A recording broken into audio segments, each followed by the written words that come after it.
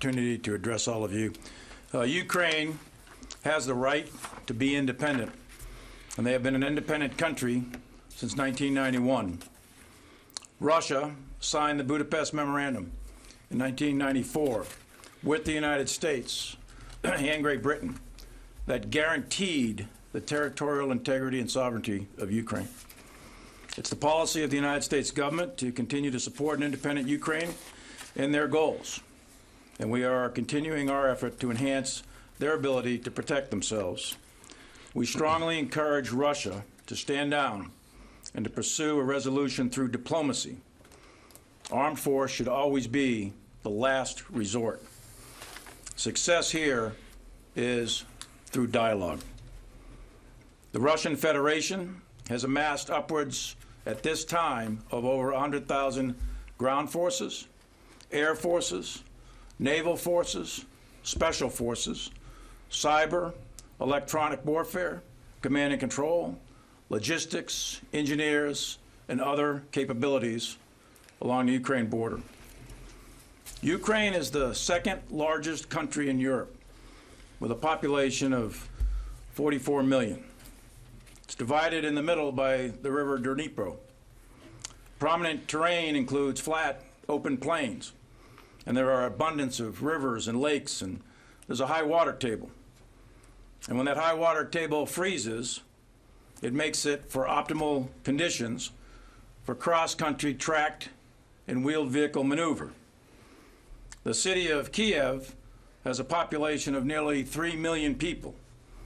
Other major population centers include Kharkiv or Kharkov, Donetsk, Odessa, Dnipro, and Lviv in the west. There are many people and highly dense population centers throughout Ukraine. And if war were to break out on a scale and scope that is possible, the civilian population will suffer immensely. The Ukraine military has about 150,000 active duty service members, with many more in the reserves. They consist of multiple units, sea, air, land, and they are currently disposed and arrayed throughout Ukraine with a high density on the eastern section and a line of contact in the Donbass region. Ukraine has other units, and they maintain artillery, air defense, airfields, bases, depots, and they have a highly regarded territorial force and people's militia. Their combat capabilities have improved since 2014, when Russia annexed illegally Crimea. But they need additional help to defend themselves, especially from an invasion force the size that Russia is currently massing. If Russia chooses to invade Ukraine, it will not be cost-free in terms of casualties or other significant effects.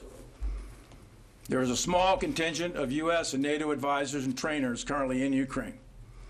The United States has zero offensive combat weapon systems, nor any permanent forces nor bases in Ukraine. Our role is limited in that we help train, advise, and assist with tactics, techniques, and procedures. We participate in institutional development of the Ukrainian Ministry of Defense. As the Secretary of Defense has noted, we continue to provide military material support to Ukraine, along with many other countries from NATO. And we are ready, capable, and prepared to uphold our obligation under treaty to NATO. As mentioned by the Secretary, an attack against one NATO ally is an attack against all. NATO has significant military capability.